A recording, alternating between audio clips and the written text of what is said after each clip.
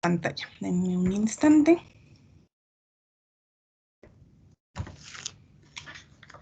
Listo, ya está grabando.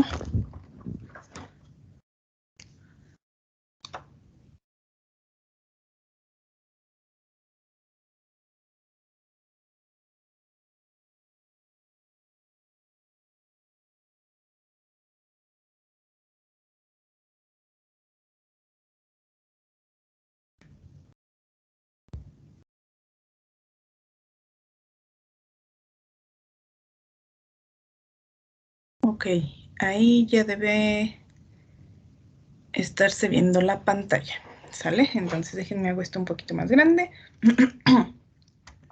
para continuar. Vamos a retomar un poquito, ya llevamos dos sesiones creo, revisando esta parte. El día de ayer nos quedamos en esto, entonces vamos a retomar un poquito para otra vez no partir desde cero, ¿sale? Entonces, recordando aquí un poquito nuestro tema 1, me voy a regresar, que es metabolismo del nitrógeno.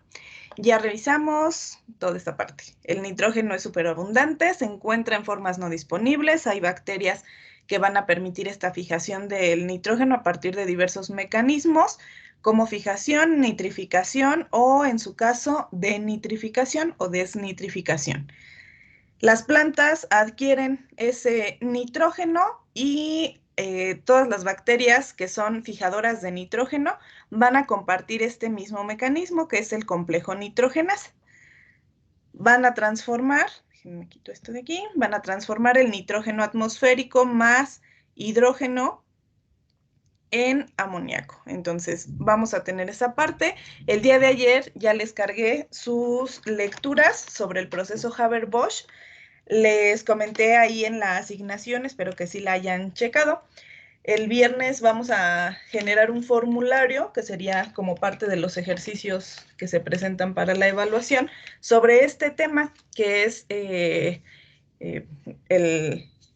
mecanismo por el cual estos investigadores logran generar a partir de nitrógeno ambiental, amoníaco, y que tiene muchas implicaciones tanto en la agricultura como las tuvo durante la Segunda Guerra Mundial. Entonces ahí tienen 3 lecturas que son bien interesantes y que hay que estar identificando a lo largo de la semana para el día viernes tomar un pequeño formulario del tema.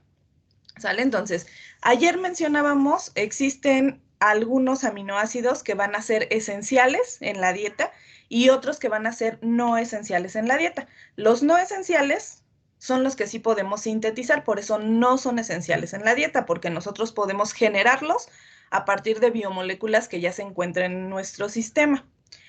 Luego mencionamos esta parte general, es decir, 3 puntos clave en donde vamos a ver una degradación oxidativa de las proteínas en animales. ¿Cuándo va a ocurrir?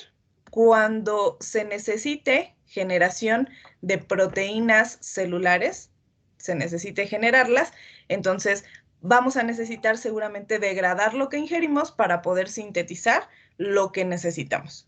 Cuando una dieta es rica en proteínas, dijimos el excedente se va a eliminar porque nuestro sistema no tiene dónde almacenar aminoácidos, que mencionamos es una característica que hace la diferencia entre las biomoléculas en forma de carbohidratos o en forma de lípidos. Los aminoácidos no se almacenan y los otros 2 grandes grupos sí se almacenan. Y durante la inanición, es decir, lapsos largos de tiempo en ayuno, o con personas que presenten algún tipo de complicaciones crónicas como la diabetes. Entonces, ¿qué pasa con esos aminoácidos? Pues se van a ir por 2 caminos, a formar alfa-cetoácidos al ciclo del ácido cítrico o ciclo de Krebs, o a generar amoníaco, que puede ahora sí que reciclarse, regenerar nuevos aminoácidos o directamente excretarse. Entonces, el día de ayer, ahora sí tomando aquí donde nos quedamos, el día de ayer mencionamos la primera parte en donde nos vamos a enfocar de la degradación de los aminoácidos. Recuerden, estamos hablando en organismos vertebrados porque es donde mayoritariamente se ha estudiado, además de, lógicamente, la parte de bacterias fijadoras de nitrógeno y bacterias nitrificantes. Donde tenemos una gran cantidad de informaciones aquí, en esta parte de comienzo de la digestión a partir de nuestro sistema digestivo como tal. Entonces, ¿qué pasa nuevamente con estas proteínas? Vamos a retomar. Comenzando aquí con esta parte en donde yo les mencionaba de las principales enzimas que tenemos en la saliva, tenemos la amilasa, que degrada almidón, pero como ya sabemos, el almidón es un carbohidrato, no una proteína. Entonces, prácticamente las proteínas no van a sufrir un gran recambio dentro de nuestra cavidad bucal. Ahí lo que nos ayuda es el proceso de masticación, por lo que siempre se nos sugiere, por ejemplo, que al ingerir alimentos cárnicos que son ricos en proteína, se lleve a cabo un proceso de masticación adecuado para poder ayudar con ese proceso mecánico a ir triturando, a ir haciendo que la materia que estamos ingiriendo se vuelva a una forma más pequeña y posteriormente en su paso por el tracto digestivo, ahí sí logre generarse una serie de reacciones químicas que permitan la absorción de los nutrientes, que es justo lo que vamos a ver ahorita. Entonces, fíjense bien. En el estómago, que es la primera parte, vamos a tener una digestión parcial de las proteínas a través de la acción de la enzima pepsina, que de hecho vamos a estar refiriéndonos a estas dos imágenes, ¿sale? Entonces vean bien, aquí está el estómago, aquí porque nos permite identificar, a veces pensamos que nuestro estómago se encuentra por acá abajo, donde está el ombligo, y pues nada que ver, ¿verdad? Entonces, de pronto decimos, ay, es que me duele el estómago, me duele por acá, por el ombligo, y pues no, lo que nos duele en esos lugares son los intestinos. Entonces hay que ubicar bien en dónde tenemos cada uno de nuestros órganos, no porque estemos estudiando medicina o porque en realidad lleguemos a, pues ahora sí que a andar palpando a alguien como un médico generando un diagnóstico, pero sí resulta importante que nosotros mismos logremos identificar en dónde están los órganos de mi cuerpo, porque incluso así podemos ir distinguiendo sintomatologías o cambios que se detectan en nosotros mismos y tenemos la posibilidad de más o menos intuir o poder decirle a los médicos o incluso pues tener o tomar en el caso de cosas que no sean o enfermedades o sintomatologías que no sean severas, tomar algún tipo de precaución o algún tipo de tratamiento, generalmente natural, que pudiera ayudarnos, dependiendo de qué complicación o qué tipo de complicación tengamos. ¿Sale? Entonces, primero, pues ubiquemos bien qué estructuras tenemos en el interior de nuestro cuerpo. Aquí tenemos representado lo más importante que va a tener una función vital, que va a tener una función imprescindible dentro de la digestión de proteínas. Observen el estómago, el páncreas, el hígado, el intestino delgado y finalmente pues el recto y el ano que sirven para excretar. Ok, entonces fíjense bien, en la parte del estómago dijimos va a estar la enzima pepsina, entonces me voy aquí a un poquito a la ampliación. Las proteínas vienen de su inicio como bolo alimenticio a partir de la masticación, caen en el estómago y en el estómago tenemos dos partes importantes. El ácido clorhídrico, como parte de los jugos gástricos que se producen para desnaturalizar proteínas, por ahí recordarán esa palabra de la asignatura anterior, desnaturalizar, ¿qué significa? Que las estructuras de las proteínas, las estructuras cuaternarias o terciarias, incluso secundarias, van a poder irse desdoblando. Recuerden, por ahí las proteínas tienen estos diversos grados de estructura de acuerdo al plegamiento que van teniendo sobre sí mismas. Entonces, el ácido clorhídrico, por esa forma ácida, va a lograr una interacción con estos aminoácidos que forman las proteínas y las va a ir desdoblando. Y luego llega esta enzima, que es una pepsina, que también es una proteína, pero que va a empezar a liberar los pequeños fragmentos de proteína que se estén generando. Entonces, observen, aquí tenemos en esta parte donde nos dice van a llegar las proteínas, el ácido clorhídrico va a tomar a las proteínas, va a ingresar la pepsina, va a ingresar también el ácido carbónico y entonces de tener proteínas de cadena muy larga pasamos a tener polipéptidos, es decir, un poquito más pequeños. Ya no son proteínas como tal, ya no son cadenas alargadas gigantescas, sino son péptidos. pueden ser de distinto tipo o de distinto tamaño, pero ya son bastante más cortos. Entonces, a este nivel van a llegar también estas enzimas, las carboxipeptidasas, tripsina, quimiotripsina y elastasa. Todas estas cuatro, como bien dice su nombre, van a tener una acción ya sea sobre las proteínas o sobre los polipéptidos. Y al tener esa acción, van a ir desintegrando esos polipéptidos que ya son de cadena más corta, generando tripéptidos y dipéptidos. Entonces, una vez que esos tripéptidos y dipéptidos ya están liberados, van a seguir su trayecto. Observen aquí. Aquí, en este primer fragmento del intestino, en lo que sería el duodeno, la primera parte del intestino, actúan carboxipeptidasas, tripsina, quimiotripsina y elastasa, que son estas que están aquí. Se liberan esos dipéptidos o tripéptidos y continúan su trayecto por el tracto intestinal. Entonces, en esta parte ya tenemos amino y dipeptidasas. Observen, aquí ya teníamos unas pequeñas cadenas peptídicas de 2 o de 3 aminoácidos. Entonces vienen las aminopeptidasas y literalmente, ¿qué van a hacer? Romper esos dipéptidos y tripéptidos y liberarnos aminoácidos en su forma más simple, en su forma aminoácido solito, cada uno.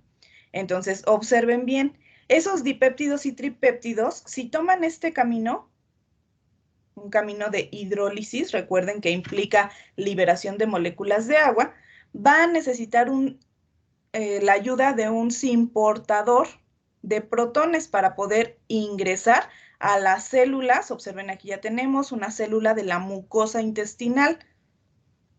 Entonces, esta celulita, este cuadrito que se ve aquí como bloquecito y que tiene aquí unas pequeñas vellosidades, estas son células de la mucosa intestinal.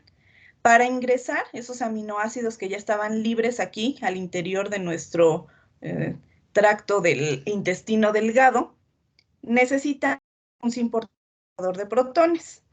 Pero también podemos tener la necesidad de un simportador de sodio. Entonces, ¿qué va a ocurrir? Pues que para que ingresen los aminoácidos vamos a necesitar que estén presentes estos transportadores de membrana.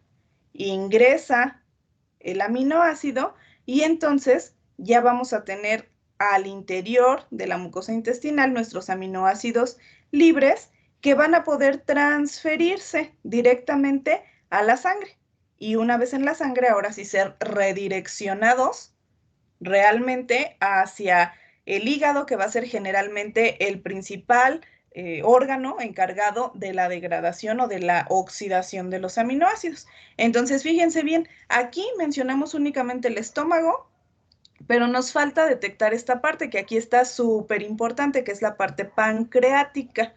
A veces no sabemos ni para qué sirve cada órgano de nuestro cuerpo, pero son bien interesantes en cuanto a algunas funciones metabólicas vitales, realmente. Entonces, en el páncreas se va a secretar un jugo pancreático que va a llevar a las enzimas que justo se van a requerir en la primera parte del intestino. Ahorita vamos a ver un acercamiento de justamente de lo que ocurre en el páncreas. En el intestino delgado vamos a encontrar a las enzimas digestivas que secreta el páncreas, ya realizando una función como tal.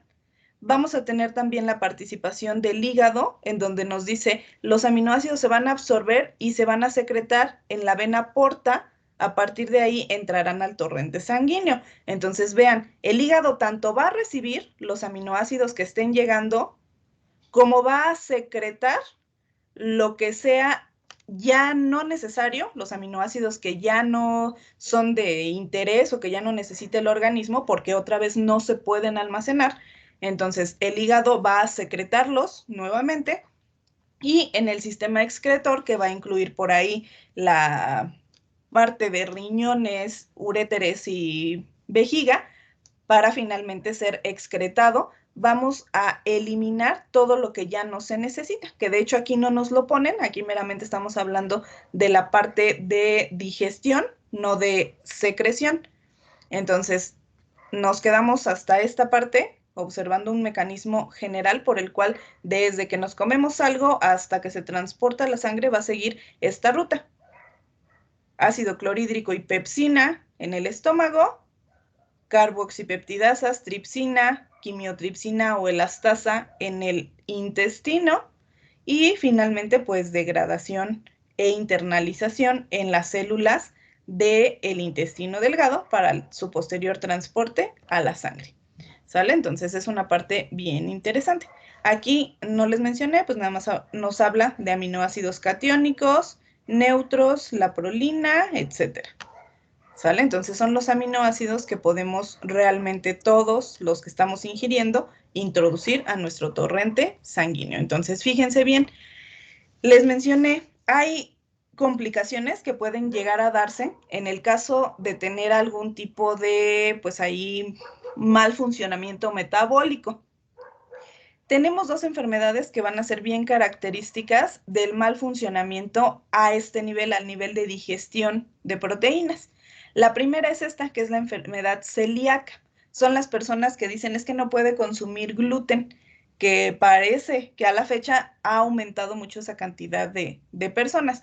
Ahora, no sabemos realmente si tienen esa enfermedad, porque para asegurar que la tengan, necesitan una serie de detecciones médicas, una serie de pasos que incluyen hasta el grado de una endoscopía o una biopsia de células del intestino para revisar si efectivamente sí tienen esa enfermedad. Entonces no se trata de que pues solo dejo de comer el gluten porque ya no quise, sino que realmente para decir que tenemos una enfermedad celíaca tendríamos que tener un tratamiento y un diagnóstico médico avalado o respaldado con toda la serie de análisis correspondientes. Entonces, fíjense bien, en el caso de esta enfermedad tenemos aquí marcado un esquema bien, pues yo diría bastante notorio sobre la diferencia entre lo que ocurre a nivel intestinal.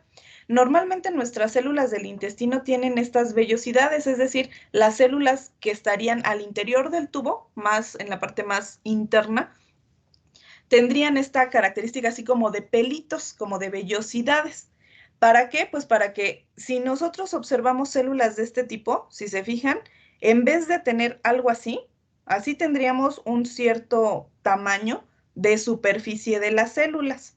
Sin embargo, al tener las células en esta forma, alargadas, la superficie, toda la superficie de la célula crece, es decir, tenemos mayor área de superficie para poder captar nutrientes. Y además, por la forma que tienen las células, el movimiento peristáltico que generan los intestinos es un movimiento constante. Entonces, además de más superficie, se mueve y literalmente estaríamos, pues ahora sí que como una esponja de mar, tratando de captar, ¿no? Lo más que se acerque a las células para lograr absorberlo. Entonces, la función de estas vellosidades intestinales o de la mucosa intestinal, pues sería principalmente esa, dar mayor superficie y captar la mayor cantidad de nutrientes que se pueda. Entonces, fíjense bien la diferencia. Esto sería la mucosa intestinal de personas sin enfermedad celíaca, con un proceso digestivo normal. Y este sería cómo se vería una parte del intestino, una parte que tendrían las personas con enfermedad celíaca.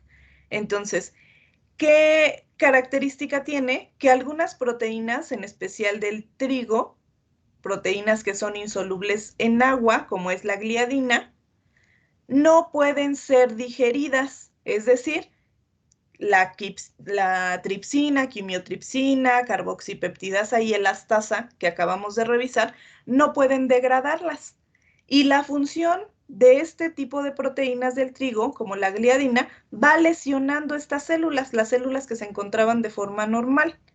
Entonces, como las va lesionando, las células van quedando de esta forma, de manera que nuestro intestino delgado pues va quedando con mucha menor superficie para captar nutrientes y entonces pues queda una lesión compleja en nuestro intestino, ¿no? Que como se podrán imaginar, a fin de cuentas va a desencadenar no solamente en un problema relacionado a la absorción de nitrógeno, sino también de la absorción de muchísimos otros nutrientes porque ya no tenemos la superficie adecuada para retenerlos y para internalizarlos. Entonces, es un problema grave y nuevamente les comentaba yo, el punto aquí no es que, ay, es que creo que tengo esa enfermedad celíaca y dejo de comer gluten. No, tiene que estar diagnosticado porque la enfermedad celíaca generalmente se presenta en personas adultas que lógicamente después de cierto tiempo de consumir gluten o gliadina estarían sufriendo estas lesiones. Ahora, ¿por qué se los comento? Porque de pronto incluso llegamos a observar por ahí que venden para niños galletas sin gluten o muchos productos que ya no tienen gluten, cuando en realidad existe una baja cantidad o una baja incidencia en niños que tengan enfermedad celíaca. ¿Por qué? Pues porque su sistema es nuevo. Y si efectivamente son producto de un embarazo cuidado, etcétera, etcétera, su organismo viene de la mejor forma, es decir, en esta manera, viene prácticamente pues nuevecito, viene óptimo para comenzar un buen proceso digestivo. Sin embargo, sí llega a existir, sí llega a haber niños que no pueden consumir gluten, pero ¿de qué depende? Pues lo van a ir viendo en algún tipo de sintomatología que se esté presentando a la hora de observar, sobre todo en pequeños, las heces que están generando, etcétera. Entonces, son enfermedades que, si se fijan, otra vez, van relacionadas a esa imposibilidad de metabolizar proteínas y tienen consecuencias severas sobre el organismo y además tienen consecuencias sobre la generación de productos que ahora nos venden para consumo general. ¿Sale? Entonces, esa es la primera enfermedad. La segunda que podemos llegar a tener en estos órganos que contribuyen a la buena digestión de proteínas es la pancreatitis aguda. Recuerden, aquí arriba estaba el páncreas, aquí está, atrás del estómago. Recuerden que pues no todos nuestros órganos están en el mismo plano, sino que tenemos todo compactado en nuestro interior. Entonces, nuestro estómago generalmente lo podemos encontrar más o menos a la altura de la última costilla del lado izquierdo. Ahí, si tocamos justo en el borde de la costilla, ahí tenemos el estómago. Entonces, detrás del estómago, más o menos a esa altura, encontramos el páncreas. Y aquí, en la pancreatitis aguda, observen los conductos. Esta parte es bien importante. En esta imagen anterior, aquí se ve el páncreas, que sería esta cosita blanquita o amarillita que está aquí detrás del estómago. Aquí está el hígado y aquí se ven una cosita como verde que está aquí detrás, que sería la vesícula biliar. En esta imagen de la pancreatitis aguda, aquí tenemos la vesícula biliar. Observen cómo están conectados los conductos. Esa es una parte bien importante por la función que tiene cada órgano. El páncreas, como ya bien sabemos, contribuye grandemente, por ejemplo, a la generación de insulina para poder absorber y metabolizar de manera adecuada los carbohidratos.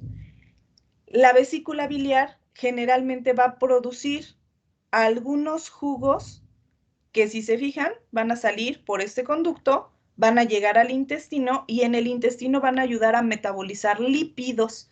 De ahí que, por ejemplo, si a alguien ya le quitaron la vesícula, ya no puede comer o idealmente no debería comer una gran cantidad de lípidos porque ya no tiene el órgano que permite secretar jugos para desintegrar este tipo de compuestos. Pero observen, junto al conducto de la vesícula viene este otro conducto que viene del hígado. Aquí dice from liver, viene del hígado. Entonces, desde el hígado también, perdón, se secreta una serie de líquidos que van a ayudar a la desintegración de lo que ya previamente en el estómago se partió gracias a las pepsinas y gracias al ácido clorhídrico. Entonces, ¿qué ocurre? Si nosotros llegamos a formar, por ejemplo, piedras en la vesícula, que es algo muy, muy común, cálculos en la vesícula, podemos llegar a tener esos cálculos. Ahora sí que, como bien dices, es que se atoró en el conducto. ¿Cuál conducto? Este, que es una pequeña, como una pequeña tripita. Entonces, al llegar esos cálculos a esta zona, van a tapar el conducto y entonces antes de que tapen el conducto, lógicamente las personas comienzan a tener dolores o alguna sintomatología que les permita detectar que algo está mal. Hay personas que ya de pronto dicen, es que le va a reventar la vesícula. ¿Por qué? Pues porque imagínense como tal un globo de agua, la vesícula sigue produciendo jugos, pero ya está tapado. Entonces se empieza a hinchar, se empieza a inflamar hasta que eventualmente, si las personas no son atendidas, la vesícula se va a reventar. Ahora, ¿qué pasa? Observen el conducto. El conducto no solo viene de la vesícula. Si el conducto está tapado, depende a qué nivel quede atorada una piedra. Si queda atorada aquí, pues no hay ningún problema en teoría, porque solamente me van a quitar la vesícula. Si queda atorado más abajo, voy a tener complicaciones de vesícula y de hígado, porque lo que tiene que estar secretando el hígado tampoco va a llegar. Pero si las piedras alcanzaron a llegar hasta acá y taponaron, ya voy a tener problemas de vesícula, de hígado y de páncreas. Y entonces, en el caso de la pancreatitis aguda, ese es justamente uno de los puntos clave. El páncreas que secreta esas moléculas que denominamos simógenos, es decir, los precursores de las enzimas que acabamos de revisar, los precursores de la peptidasa, de la carboxipeptidasa, tripsina, quimiotripsina o elastasa, esos precursores van a salir del páncreas. Pero si el conducto está tapado, pues no van a salir. Curiosamente, esos simógenos, incluso en las células del páncreas, pueden transformarse a formas activas. Y una vez que se transformen, como no salieron, van a empezar a tener una actividad catalítica, pero sobre las células del páncreas. Y entonces nosotros vamos a comenzar a tener pues ahora sí, literalmente, las enzimas se van a empezar a comer las células del páncreas. Y entonces, en esas reacciones químicas, dañando células del páncreas, cuando empiecen a atacar el propio tejido, se va a destruir. ¿Por qué? Pues porque esa es la función de las enzimas que está secretando, destruir lo que caiga al tracto intestinal. Pero como no salieron, comienza a destruir el mismo tejido pancreático. Entonces, ¿cuál va a ser la consecuencia? Pues dolor, lógicamente, sintomatologías graves, y si no tenemos atención médica rápida, pues seguramente va a ser fatal. ¿Por qué? Por la función tan vital que desarrollan este tipo de órganos. Entonces, son dos enfermedades que están muy relacionadas al mal funcionamiento de la absorción proteica. ¿Sale? ¿Alguna duda hasta aquí, chicos, sobre esta parte de enfermedades y funcionamiento de las enzimas del tracto digestivo de proteínas?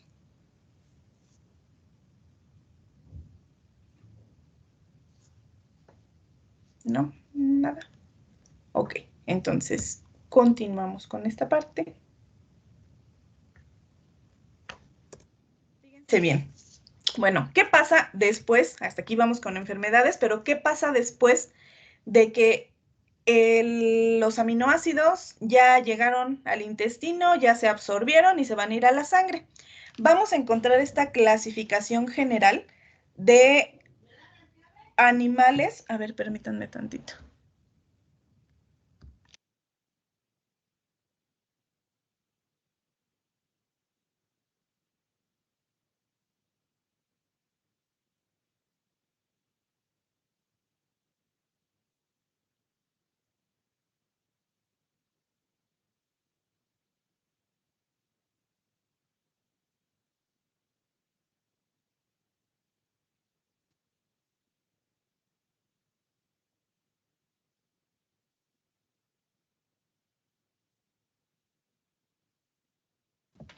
Listo, chicos, disculpen, es que aquí me llamaban. Bueno, les comentaba, vamos a tener esta gran clasificación de los animales, de los organismos animales, de acuerdo a cómo estamos excretando los productos nitrogenados que generamos. Entonces, no todos los animales, aunque compartimos la misma estructura celular general, tenemos exactamente el mismo metabolismo. Vamos a tener por ahí productos distintos que además van a ser muy dependientes del ambiente en que habitamos y de, pues lógicamente, del comportamiento y de la evolución que se ha generado a lo largo de, pues toda la historia. Entonces, fíjense bien, una gran cantidad, si observamos, podrían considerarse los organismos, pues ahora sí que primitivos. Ahora sí que otra vez recuerden, primitivos no se refiere a que seamos mejores que ellos, sino a que la complejidad de sus sistemas es más ligera, es menor la complejidad que en organismos denominados superiores. ¿Sale? Entonces, observemos bien. Las tres formas químicas que se van a poder secretar en los diversos organismos son amoníaco, en forma de ion amonio, que sería este de aquí, cargado positivamente, ácido úrico o urea. Y basándonos en estos tres productos que generen los organismos, tenemos esta clasificación. Animales, amoniotélicos, que van a desechar amoníaco o ion amonio, animales uricotélicos, que van a secretar ácido úrico, y animales ureotélicos, que secretarán urea. Si observamos, otra vez les comentaba, estos que secretan amoníaco, podríamos llamarlos como los más primitivos. Se van a incluir algunos equinodermos, estrellas de mar, gusanos, anélidos acuáticos, moluscos acuáticos, crustáceos, larvas de anfibios. Fíjense bien cómo son solo la etapa larval. En algunos organismos van a tener esa capacidad morfológica que, de acuerdo a la etapa o al estadio de vida en el que se encuentren, van a ir regulando este metabolismo general de su sistema. Entonces, vean, aquí tenemos larvas de anfibios, como larvas de una rana, pero sin embargo, ya un anfibio en estado adulto lo tenemos agregado en otro grupo. ¿Sale? Y peces óseos, es decir, peces que tengan un esqueleto como tal. En el caso de los animales uricotélicos, vamos a tener a los que se consideran moluscos terrestres, artrópodos terrestres, como las hormigas, por ejemplo. Vamos a tener a los reptiles y a las aves. Si observamos, pues pareciera ser como que la evolución de un salto, ¿no? De tener lo más sencillo a animales un poquito más complejos. Y si observamos los ureotélicos, entonces aquí entramos nosotros, mamíferos, reptiles quelonios, anfibios y peces cartilaginosos. Entonces, observen cómo esa característica de secreción podríamos incluso mencionarla como si fuera también un rasgo evolutivo que va cambiando, ¿no? Conforme las especies van evolucionando, van modificando esos procesos metabólicos. Ahora, el día de ayer mencionamos un poquito esta parte que era cómo se lleva a cabo el catabolismo del amoníaco y los grupos aminoinvertebrados. Mencionamos esta generalidad. El día de hoy nos vamos a ir revisando parte por parte. Ayer solo mencionamos, van a venir los aminoácidos de la dieta. Lo que nos interesa es quitarle el grupo amino y vamos a tener por aquí en el hígado una serie de reacciones químicas en donde se va a necesitar el alfa-cetoglutarato y al recibir el grupo amino de un aminoácido se va a convertir a glutamato y posteriormente eso puede reciclarse, es decir, si libera el grupo amino, se puede ir a secreción, a excreción del sistema y el alfa-cetoglutarato se recicla para volver a recibir otro grupo amino. Pero tenemos la participación importante de otros dos aminoácidos, la glutamina y la alanina, sobre todo la alanina, a partir de la cual nosotros podemos obtener piruvato. Ayer mencionamos esta parte, entonces nos vamos a ir revisando parte por parte. Una característica súper importante a la hora de eliminar el grupo amino, fíjense bien, vamos a estar en este nivel, aquí, entran los aminoácidos y vamos a quitarle el grupo amino para transferirlo al alfa-cetoglutarato y generar glutamato.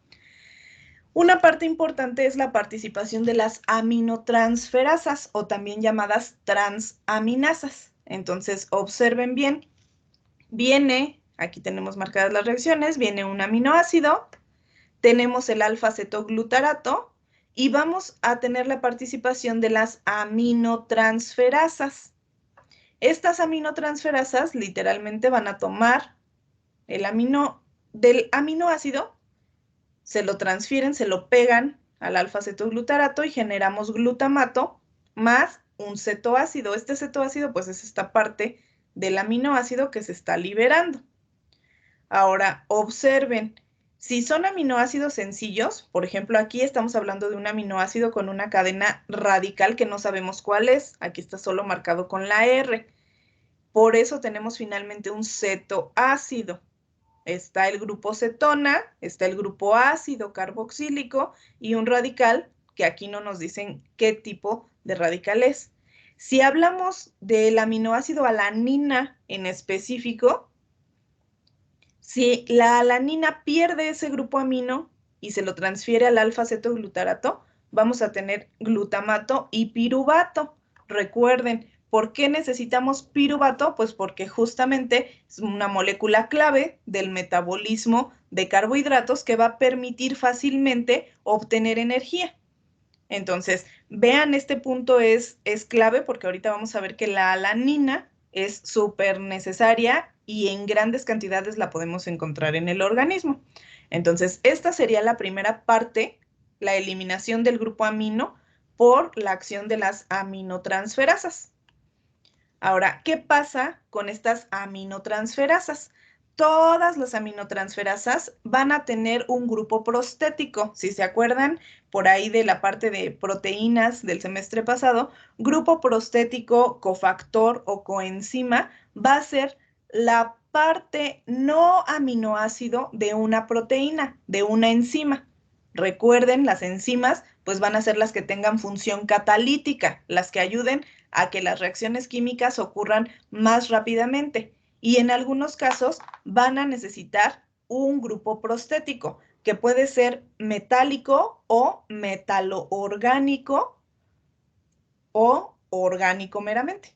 Entonces, fíjense bien, en el caso de las aminotransferasas, el grupo prostético, es decir, esa parte adicional que necesitan para poder funcionar, es el piridoxalfosfato, o también llamado PLP, que va a ser la vitamina B6, es decir, la vitamina B6 en su forma de coenzima se va a unir a una aminotransferasa y entonces ya la enzima va a quedar activa para poder permitir este paso del grupo amino. Observen bien, aquí tenemos el piridoxalfosfato, esta sería su estructura, vean aquí nos marcan este grupo.